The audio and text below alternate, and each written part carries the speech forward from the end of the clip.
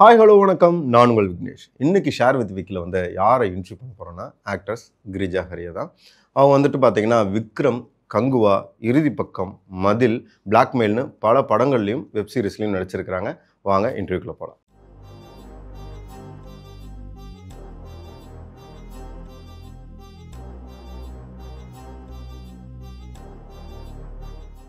எப்போ தொடங்குச்சு உங்களுடைய இந்த சினிமா தாகம்? சின்ன வயசுலேருந்தே எனக்கு வேறு பெரிய ஆம்பிஷன்லாம் எதுவுமே கிடையாது. அம்மாவுக்கு தான் நான் வந்து டீச்சர் ஆகணும் அப்படியெல்லாம் இருந்தது.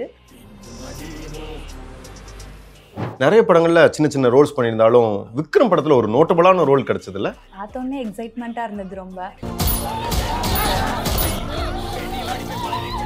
ஃபஸ்ட்டு ஒரு சின்ன ஒரு ஷை இருந்தது. இன்னொரு பெரிய பிரேக் த்ரூனா கங்குவா படம். ஐயோ ரொம்ப கஷ்டமாக இருந்தது. அது பார்த்து வந்து ரெக்கக்னைஸ் பண்ணுறாங்களா பண்ணுவாங்களா அப்படின்றது ஒரு பெரிய டவுட் தான். கங்குவா படத்தில் ஒர்க் பண்ணும்போது சூர்யா சாரை மீட் பண்ணுறதுக்கு வாய்ப்பு கிடைச்சதா? அவர் ரொம்ப கூலாக இருந்தார். இன்னொன்று அந்த மேக்கப் லுக்கில் வந்து ரொம்ப சூப்பராக இருந்தது. ஏன்னா எனக்கு ஆரம்பிக்கலாங்களா? ஸோ சோஷியல் மீடியா நெகட்டிவிட்டியை நீங்கள் எப்படி ஃபேஸ் பண்ணுங்க? ஏன்னா being an actress, being an ஒரு டைம் என்ன ஆகுது சார்? ஒரு பொண்ணு இப்படியே உட்கார வச்சுட்டு இருப்பீங்க.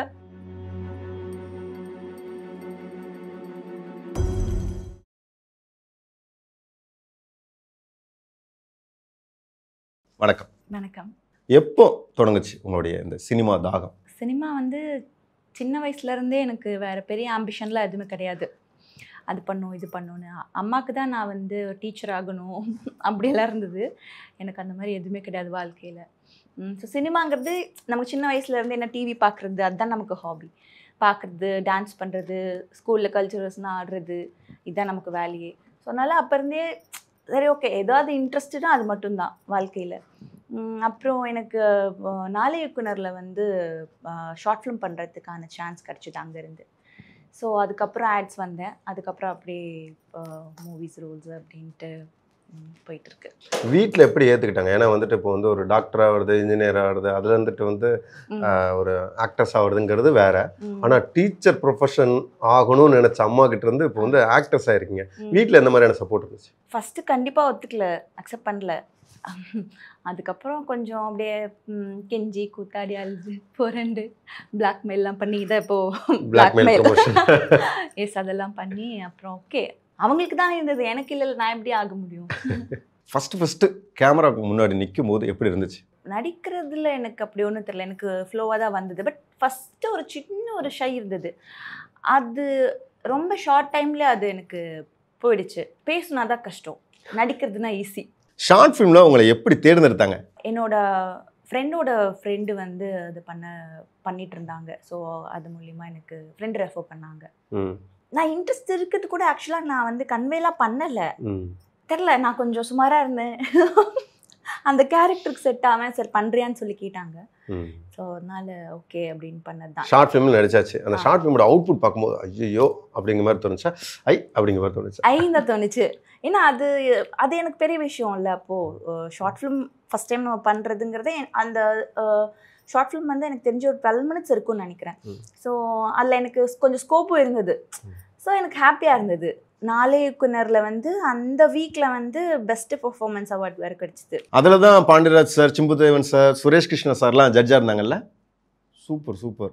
அதனால் ரொம்ப ஹாப்பி.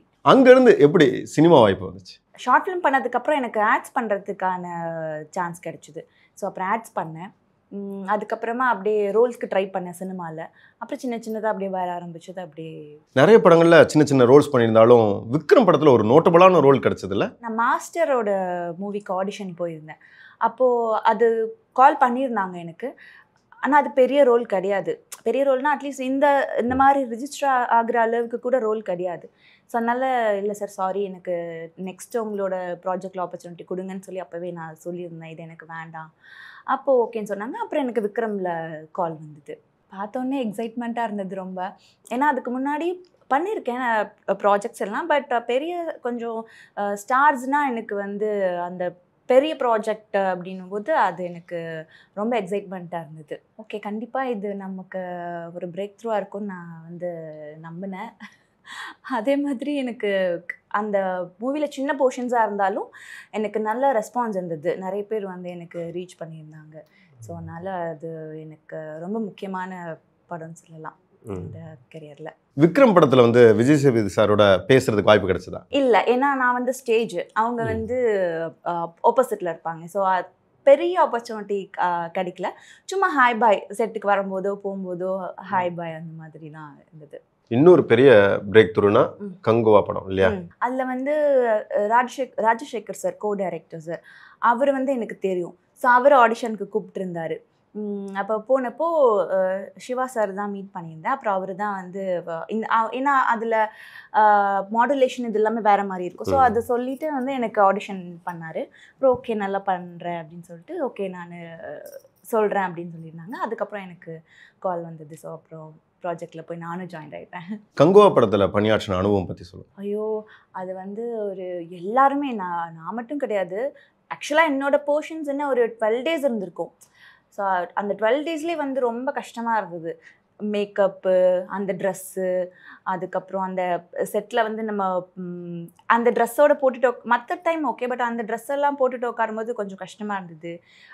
ஃபுல்லாகவே ரொம்ப அந்த காற்று, புகை, ஸோ டஸ்ட் அந்த மாதிரியே இருக்கும். அவங்கெல்லாம் ரொம்ப ரொம்ப டேஸ் வந்து மந்த்ஸோ அந்த மாதிரிலாம் ரொம்ப ஷூட் பண்ணியிருக்காங்க. ஸோ எனக்கெல்லாம் ரொம்ப கம்மி தான், ஒரு 12 days இருந்திருக்கும். ஹைதராபாத்தில் ஷூட் போச்சு. அதுக்கப்புறம் கிளைமேக்ஸில் கார்த்தி சார் போர்ஷன்ஸ் வந்து இங்கே தான் சென்னையில் தான் ஷூட் போச்சு. அது ஒரு 3 days அந்த மாதிரி ஷூட் போயிருக்கோம். ஆர்டிஸ்ட்க்கு எப்போவுமே வந்து டிஃப்ரெண்ட் ரோல்ஸ் எல்லாம் பண்ணணுன்றது இருக்கும். நான் நிறைய ரோல்ஸ் வந்து ஒரு நார்மலாக, நெகட்டிவாக, காப்பாக எல்லாமே பண்ணியிருக்கேன். அது வந்து மேக்கப், அந்த கேரக்டர் எல்லாமே வந்து ரொம்ப டோட்டலாகவே டிஃப்ரெண்ட். ஸோ ஸ்க்ரீனில் பார்க்குறதுக்கு அது எனக்கு ரொம்ப அந்த வெயிட்டிங் பீரியட் வந்து எப்போனே இருந்தது. இன்னொன்று, அது பார்த்து வந்து ரெக்கக்னைஸ் பண்ணுவாங்களா அப்படின்றது ஒரு பெரிய டவுட் தான். என்னோடய ஃப்ரெண்ட்ஸுக்கு மட்டும்தான் கொஞ்சம் கொஞ்சம் பார்க்கும்போது தெரிஞ்சது. மித்தபடி வந்து பார்க்கும்போது இது பண்ண முடியாது. பட் ஆனால் ஒரு நல்ல ரோலில் பண்ண ஒரு திருப்தி இருந்தது எனக்கு. ஏன்னா அந்த மாதிரி ரோல் கிடைக்காது. எனக்கு வந்து ஆல்மோஸ்ட் எல்லாமே என்னோட போர்ஷன்ஸ் எல்லாமே வந்துடுது. நான் என்ன எடுத்தாங்களோ அது எல்லாமே எனக்கு வந்துடுச்சு. அதனால எனக்கு எதுவும் மிஸ் பண்ண ஒரு ஃபீல் எதுவும் இல்லை. எனக்கு சிவா சார் வந்து சொன்னார், இந்த மாதிரி இப்படி தான் பேசணும் அப்படின்னு சொல்லி சொன்னார். ஸோ நான் அதை புரிஞ்சுக்கிட்டேன். ஸோ அதுலேருந்து எனக்கு ஒரு டைம் அந்த மாதிரி இதுதான்றது சொன்னால் எனக்கு ஓகே. ஃபஸ்ட்டு ஷாட் அப்போ ஆடிஷன் அப்போ எனக்கு சொன்னார். அதுக்கப்புறம் வந்து ஷூட் போனதுக்கப்புறம் எனக்கு ஃபஸ்ட்டு ஷாட் அப்போ வந்து இந்த மாதிரி தான் பேசணும்னு சொல்லி சொன்னாங்க. அப்புறம் எல்லாருமே ஆர்டிஸ்ட் எல்லாமே பண்ணுறதுல நம்ம பார்க்குறோம்ல. ஸோ நமக்கு ஷாட் இல்லாதப்போ அவங்க எப்படி பண்ணுறாங்கன்னு பார்க்குறோம். ஸோ அப்போ எனக்கு அது புரிஞ்சிருச்சு, ஓகே இதுதான் இப்படி தான் பண்ணணும்னு சொல்லிட்டு. ஸோ அதனால் எனக்கு ஓகே தான், எனக்கு ஈஸியாக தான் இருந்தது. கங்குவா படத்தில் ஒர்க் பண்ணும்போது சூர்யா சாரை மீட் பண்ணுறதுக்கு வாய்ப்பு கிடைச்சதா? எனக்கு சூர்யா சாரோட காம்பினேஷன் இல்லை, கார்த்திக் சாரோட காம்பினேஷன் இருந்தது. கிளைமேக்ஸில் வந்து வருவார் இல்லையா, கெஸ்ட் அப்பியரன்ஸ் பண்ணியிருப்பாருல்ல, அதில் எனக்கு காம்பினேஷன் ஆக்ட் பண்ணுறதுக்கான சான்ஸ் அதில் கிடச்சிது. அவர் ரொம்ப கூலாக இருந்தார். இன்னொன்று அந்த மேக்கப் லுக்கில் வந்து ரொம்ப சூப்பராக இருந்தது. ஏன்னா எனக்கு சூர்யா சாரை வந்து பார்க்க முடியல. எங்கள் ஃபேமிலியில் வந்து பாபி டியோல் அவங்க எனக்கு பேரா பண்ணவங்க, எங்கள் ஃபேமிலியில் இருக்கவங்கள நடித்தவங்க எல்லாமே வந்து பார்த்துருக்கேன். சூர்யா சாரை பார்க்க முடியல. பட் அந்த போஸ்டர்ஸ் எல்லாம் பார்த்துக்க ரொம்ப நல்லாயிருக்கும்ல. அதே மாதிரி கார்த்திக் சார் பார்க்கும்போதும் செம்மையாக இருந்தது. அவருக்கும் அந்த மேக்கப், அந்த லுக் வந்து செம்மையாக இருந்தது. அவரும் ரொம்ப கூல் நடிக்கும் போதெல்லாம். பாபி டியோல் சாரோட லுக்கும் வந்து செம்மையாக இருக்கும். அந்த டைமில் தான் அனிமல் மூவி வந்து ரிலீஸ் ஆயிருந்தது. அவர் செட்டுக்கு வந்தாலே வந்து எல்லாம் அந்த சாங் பாடிட்டு நல்லா ஜாலியாகிடுவாங்க. ஸோ அவரோட ஒர்க் பண்ணதும் நல்ல எக்ஸ்பீரியன்ஸ் எனக்கு. ஆன் செட்டில் வந்து சிறுத்தை சிவா சார் வந்துட்டு அங்கே எப்படி அதை ஒர்க் பண்ணும்போது பார்க்குறது எப்படி இருந்துச்சு? சார் வந்து ரொம்ப ரொம்ப ஸ்வீட்டு. எல்லாத்துக்கிட்டையும் வந்து நல்லா பேசுவார், ரொம்ப பொலைட்டாக இருப்பார். பார்க்கும்போதே நமக்கு வந்து சார் நம்ம போய் பேசணும். அதே மாதிரி அந்த டீம் எல்லாமே ரொம்ப ரெஸ்பெக்ட்ஃபுல்லாக இருப்பாங்க. அதுவுமே எனக்கு ரொம்ப பிடிக்கும். அந்த செட்டில் எல்லாருமே அப்படி தான் இருப்பாங்க. யாருமே சத்தம் போட்டோ இல்லை இது பண்ணியோ பேச மாட்டாங்க. அவ்வளோ தௌசண்ட்ஸ் ஆஃப் ஜூனியர் ஆர்டிஸ்ட் இருப்பாங்க. அப்பயும் சார் வந்து ரொம்பலாம் இது பண்ணிக்கவே மாட்டார். பார்த்துடா கண்ணா, பார்த்துடா, இப்படி பண்ணுங்க, இப்படி இறங்குங்க, மெதுவாக இறங்குங்க, பத்திரமா போங்க, அந்த மாதிரிலாம் சொல்லுவார். ஷூட் முடிச்சதுக்கப்புறம் எல்லாத்துக்கும் தேங்க் பண்ணுவார். சார் வந்து ரொம்ப ஹம்பிள். கங்குவா படம் வந்துட்டு மிகப்பெரிய பொருட்செலவில் எடுக்கப்பட்ட படம். நிறைய ஸ்டார் காஸ்ட் வேல்யூ வேறு இருந்துச்சு. ஆனால் அந்த படம் வெளியாகும்போது நிறைய நெகட்டிவ் விமர்சனங்கள் வந்துச்சு இல்லையா? அப்போ எப்படி இருந்துச்சு உங்களுடைய மனநிலை? கஷ்டமாக தான், ரொம்ப கஷ்டமாக இருந்தது. நெகட்டிவ் கமெண்ட்ஸ் பார்க்கும்போது யாருமே அதை எக்ஸ்பெக்ட் பண்ணலை. எல்லாருமே நம்ம மூவி வந்து நல்லா வரணும் அந்த மாதிரி தான் நினச்சிருப்போம். பட் இப்போ சோஷியல் மீடியா எல்லாம் இந்த மாதிரி ஒரு நெகட்டிவிட்டி ஸ்ப்ரெட் பண்ணுறதுல ரொம்ப அதிகமாக ஆயிடுச்சுல்ல. ஸோ அதனால் அந்த டைமில் ஒவ்வொன்றும் பார்க்கும்போது ரொம்ப கஷ்டமாக இருந்தது. ஸோ சோஷியல் மீடியா நெகட்டிவிட்டியை நீங்கள் எப்படி ஃபேஸ் பண்ணுவீங்க? நம்ம அதை கண்டுக்கவே கூடாது, அவ்வளோதான். நான் அதை பற்றி எதுவும் பார்க்க மாட்டேன், கேர் பண்ண மாட்டேன். பட் நம்மளோட பர்சனல் இது வேறு. மற்றபடி ஒரு மூவி பற்றியோ இல்லை வந்து ஒருத்தவங்களை பற்றி பர்சனலாக வந்து பேசும்போதோ அது ரொம்ப கஷ்டமாக இருக்கும். இறுதி பக்கம் படத்தோடைய வாய்ப்பு எப்படி கிடைச்சது? இறுதி பக்கம் வந்து ராஜேஷன் என்னோட ஃப்ரெண்ட் ஒருத்தர் இருக்கார், அவர் தான் ரெஃபர் பண்ணியிருந்தார். அவரும் அதில் வந்து ஒரு ரோல் பண்ணியிருப்பார். ஸோ அவர் தான் எனக்கு ரெஃபர் பண்ணாங்க. அப்புறம் போயிட்டு ஸ்கிரிப்ட் எல்லாம் படிக்கிறதுக்கு கொடுத்தாங்க. ரொம்ப நல்லா இருந்தது, ரொம்ப நல்ல ஸ்கிரிப்ட். அதுக்கப்புறம் ஆடிஷன் பண்ணிவிட்டு நிறைய ரிஹர்சல்ஸ் பண்ணோம். அதுக்கு இறுதி பக்கம் டைரக்டர் மனோ வந்து ஸ்கிரிப்ட் எல்லாமே ஃபுல்லாகவே பவுண்ட் வச்சுருந்தார். ஸோ அந்த டைலாக்ஸ்லேருந்து எல்லாமே வந்து அவர் ப்ரிப்பேர்டாக வச்சுருந்தார். ஸோ அந்த டைலாக்ஸே நாங்கள் வந்து போயிட்டோம். ஸோ கேரக்டர் இதுதான் அப்படிங்கிறது வந்து நமக்கு சொல்லியிருப்பாங்க இல்லையா? ஸோ அதுக்கப்புறம் அதுலேருந்து நம்ம ஒவ்வொரு மாடுலேஷன்லேயும் ஒவ்வொரு சுச்சுவேஷன்லேயும் இருந்து ஐ மீன் டைலாக் வந்து நம்ம சொல்லி பார்த்து அப்படியே ஓகே இது ஓகே, இந்த மாடுலேஷன் ஓகே அப்படின்ட்டு எங்களுக்கு போயிட்டு அங்கே டேக் அப்போ ரொம்ப ஈஸியாக இருந்தது. அடுத்ததான் அலாரம் வெப் சீரிஸ், அதில் வந்து காப் ரோல், அதை பண்ணும்போது எப்படி இருந்துச்சு? ஜென்ரலாகவே எனக்கு வந்து ஏதாவது ஆடிஷன் போகிறப்ப வந்து நான் கொஞ்சம் ஹைட்டாக இருக்கிறதுனால போலீஸ் நீங்கள் காப் அப்படின்ட்டுருவாங்க. ஸோ அதுக்கு நிறைய நான் ஆடிஷன்ஸ் பண்ணியிருக்கேன். போல்டான கேரக்டர்ஸ்க்கு எல்லாமே நான் நிறைய டைம் ஆடிஷன்ஸ் எல்லாம் அட்டென்ட் பண்ணியிருக்கேன். அதே மாதிரி அவங்க போகணுன்னு என்னை செலக்டும் பண்ணிட்டாங்க. ஒரு சின்ன ஒரு ஆடிஷன்லேயே அவங்களும் செலக்ட் பண்ணிட்டாங்க. ஒரு சீனில் மட்டும்தான் நான் போலீஸ் ட்ரெஸ் போட்டிருப்பேன், மற்றது எல்லாமே வந்து மஃப்டி. மஃப்டியில் தான் சுற்றிக்கிட்டு இருந்தேன். இதுக்கான ரெஃபரன்சஸ் ஏதாவது எடுத்து ப்ளே பண்ணி பார்ப்பீங்களா?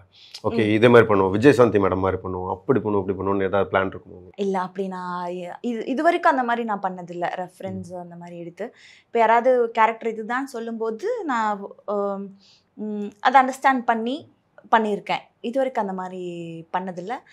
அந்த அளவுக்கு இன்னும் பெரிய ரோல் கிடைக்கலன்னு நினைக்கிறேன். கிடைக்கும்போது நான் அந்த நீங்கள் சொன்ன மாதிரி ரெஃபரன்ஸ்லாம் எடுத்து புக்ஸ் எல்லாம் படித்து பண்ணிடுறேன்.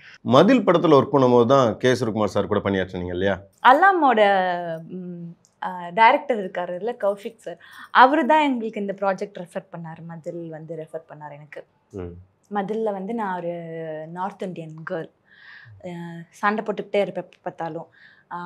ரவிக்குமார் சார்கிட்டையும் சண்டை போட்டுட்டு இருப்பேன். அந்த மாதிரி ஒரு ரோல் நல்லா அந்த ஜாலியாக இருந்தது. ஏன்னா சண்டை போடுறது தான் நமக்கு ஈஸியாக வரும்ல, அதனால் சண்டை போட்டுட்டு அந்த மாதிரி ஒரு ரோல். அது பிளாக்மெயில் படத்தில் வந்து ஒரு முக்கியமான ரோலில் பண்ணிட்டு இருக்கீங்க. அந்த படம் இன்னும் ரிலீஸ் ஆக போகுது. அந்த படத்தோடைய ஆப்பர்ச்சுனிட்டி எப்படி இருந்துச்சு? அந்த படத்தில் நடித்த அனுபவம் எப்படி இருந்துச்சு? நான் ஒரு ப்ராஜெக்ட் ஆடிஷன் போயிருந்தேன்.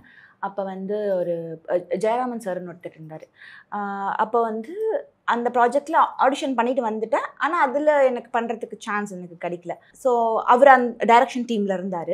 இந்த ப்ராஜெக்டில் அவர் பிளாக்மெயிலில் வந்து அந்த டீமோடு அவர் போயிருக்காரு. ஐ மீன் அந்த டீமில் ஒர்க் பண்ணுறாரு. அப்போது எனக்கு கூப்பிட்டாரு, இந்த மாதிரி ஆடிஷன் இருக்குது வாங்கன்னு சொல்லிட்டு.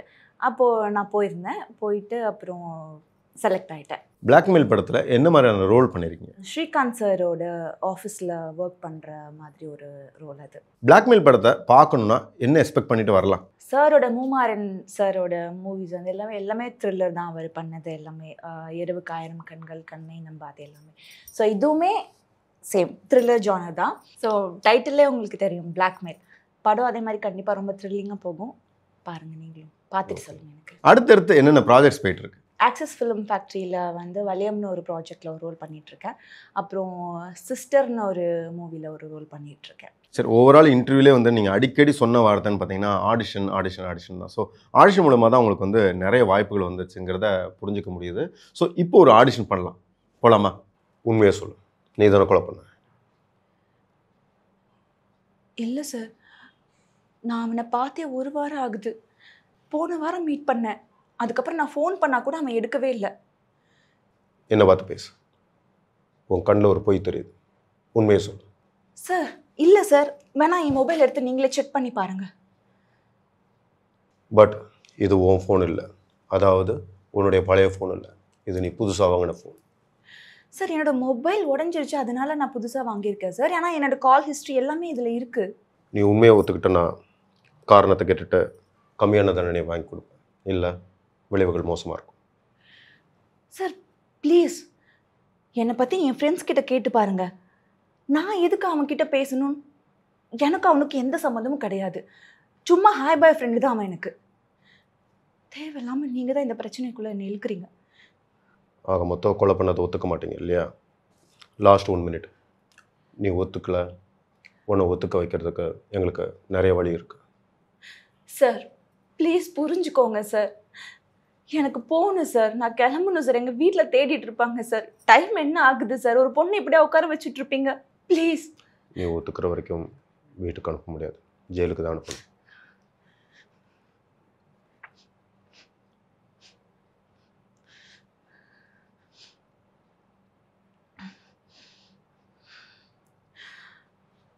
நான் தான் அந்த கொலையை பண்ணேன். என்ன பண்ண முடியும் உங்களுக்கு? எவிடன்ஸ் இருக்கா? அரெஸ்ட் பண்ண முடியுமா உங்களால்? முடிஞ்சா பண்ணி பாருங்க. கட்டிட்டு தேங்க்யூ. ரொம்ப நன்றி உங்களுடைய காலத்தையும் நேரத்தையும் எங்க கூட பகிர்ந்துக்கிட்டதுக்கு. தேங்க்யூ. வந்து என்கிட்ட பொறுமையாக அந்த கொஞ்சம் ரொம்ப நான் சொதப்புவேன்னு எனக்கு தெரியும், அதனால தான் வந்தோன்னு சொன்னேன். ரொம்ப பொறுமையாக என்கிட்ட கொஷின் கேட்டீங்க. தேங்க்யூ. நன்றி. பரபரப்பான சினிமா செய்திகள், நட்சத்திரங்களின் பேட்டிகள், சினிமா வரலாறு ஆகியவற்றை பார்க்கவும் படிக்கவும் உங்களுக்கான இணையதளம் touringtalkies.co.